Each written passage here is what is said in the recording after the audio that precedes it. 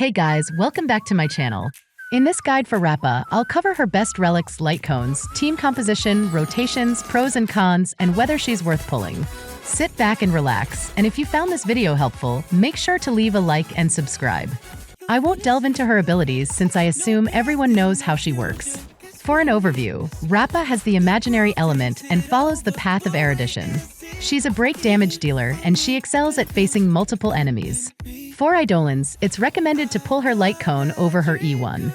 But if you have good Lightcone options, F2P players shouldn't pull for her Lightcone as it's not needed. Personally, I do recommend S1 at max. Building Rappa. Body attack percent only. Boots speed only. A total of 146, 156, or 160 speed. After that, break effect and attack percent.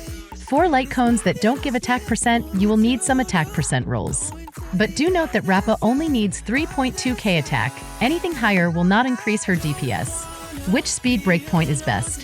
172 speed versus 160 speed does not have any turn difference within 4 cycles.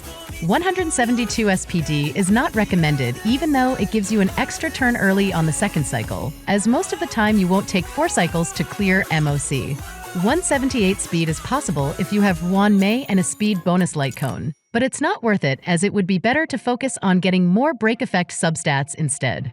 Relic Set Iron Cavalry is best in slot, but both 4-piece Genius and 32% break effect set DPS is pretty close to Iron Cavalry, so if you have good substats you can slap it on instead. Planar Ornament. Rope break effect only. If you have an E1S1 Rappa, you could run Energy Regen, but only if it has double or triple S tier substats, as break effect rope main stat value is insanely high. Orb attack percent. Due to Rappa needing 3.2k ATK for maximum damage output. For planar sets, Talia is the best in slot and pretty much the only planar set you want to run, as there's no restriction. Running Calpagni is not worth it, as without Fire Weak its DPS is similar to no set bonuses. Moving on to her Lightcones. Last place, Milky Way and Eternal Calculus. Both Lightcones are similar where you don't need any attack percent substat rolls, giving you room for more substats. Eternal is the better Lightcone for sure.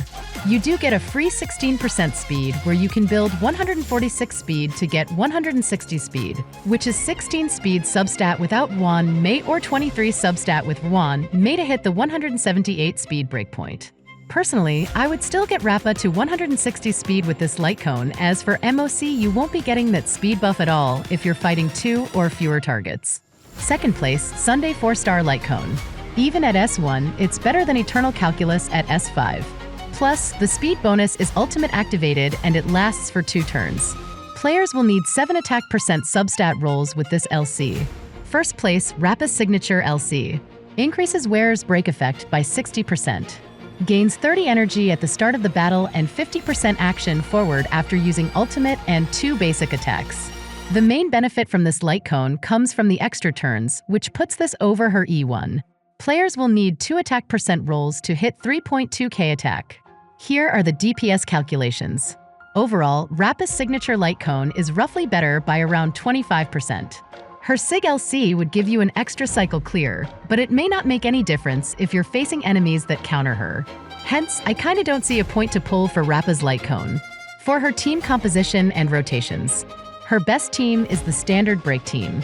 Though for those without Yuan Mei, you may either run Bronya or Sparkle. You want to have Rappa at 161 speed and your action forward support with 160 speed instead. But if you're running Bronya, E1S1 is preferred due to skill point issues. Another unit you may replace with would probably be Asta, Hunt March, or even Pella, but they would be weaker.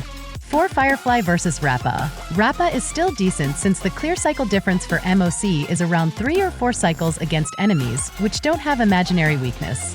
But if you're facing single target bosses without imaginary weakness and fire weakness like Aventurine, you will take 8 or 9 cycles even with her signature Lightcone plus Dance S5.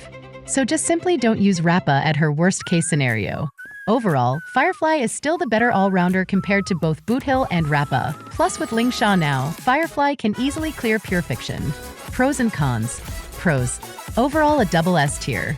E0 S0 friendly. The strongest unit when facing imaginary weak.